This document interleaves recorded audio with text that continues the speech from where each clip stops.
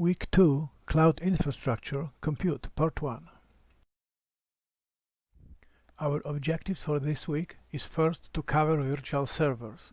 We will talk about their implementation, provisioning, and also auto-scaling, load balancing, charging for virtual servers, and generally about scaling in the cloud. Then we will cover bare metal servers and colocation. We will also talk about containers, discussing their advantages and disadvantages, as well as serverless computing. Virtual servers.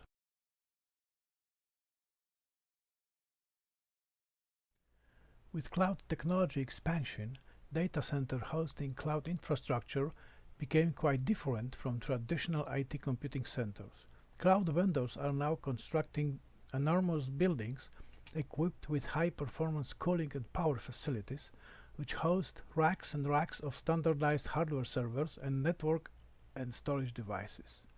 These YouTube videos can give you an idea how a modern data center may look like. The data center is controlled by a management system which is written in software in order to fulfill one of the elements of cloud computing definition, which calls for minimal interaction on the side of cloud vendor. The software management system keeps track of all the infrastructure elements and can invoke various operations and functions on them. The servers in the racks provide for the main cloud infrastructure element, commonly called compute, which delivers computational power for cloud customers. Virtual server implementation. As we discussed it in week 1, virtualization is a technique allowing computers to emulate other computers as well as various hardware devices. For server virtualization, the host server runs the hypervisor software, which can create multiple copies of the emulated virtual machines on the host and manage them. Each virtual server can run its own guest operating system. The hypervisor itself can substitute for the host's operating system or run on top of it. This is illustrated on this slide. Type 1, or native or bare metal hypervisor, runs directly on top of hardware, whereas Type 2 hosted hypervisor runs on top of the operating system of the host.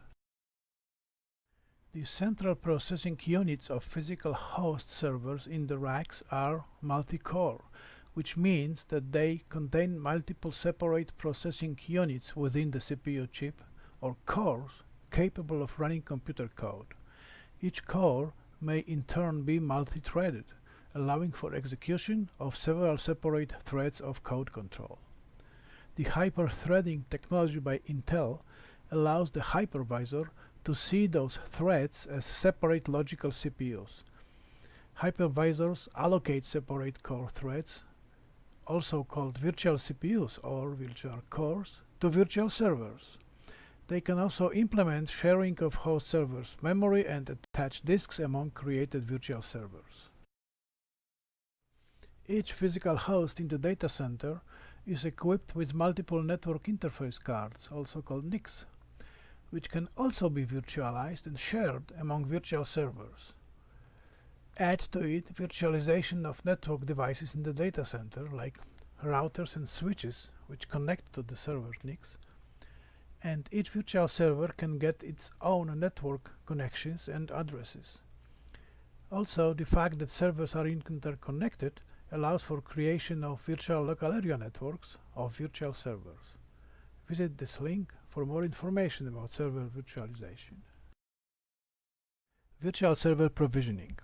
Cloud vendors usually provide a selection of virtual server sizes, differing by number of virtual CPUs, amount of memory allocated, and disk or other storage sizes and types. They often offer t-shirt sizes like small, medium, large, extra large, or other types and size designations like server families suited for different kinds of workloads. In addition to specifying emulated hardware components of the virtual server, you need to specify software which is supposed to be installed on it, like operating system and possibly other software packages. This is accomplished by specifying the virtual machine image, containing content of attached or remote disk storage which contains bootable operating system and possibly other software. Vendors provide image libraries with popular operating systems and applications for customers to use. Machine images can also be created by customers themselves by taking snapshots of their server configuration and disk content and storing them in the cloud. These custom images can be then used to provision additional servers with exactly the same configuration. When creating a virtual server, cloud vendors offer some other choices. In addition to options for specifying directly attached and remote storage and also network details, which are both discussed in later weeks, they may ask about data center location or geographical region, type of customer account or subscription plan, and other administrative attributes defined by given vendor. Provisioning of a virtual server usually takes a few minutes. Because it is automated and fast and easy, customers often provision multiple servers for their cloud deployments, for the sake of ensured availability in case of hardware failure or for improved performance. The following websites will give you examples of virtual server offering of two major cloud vendors.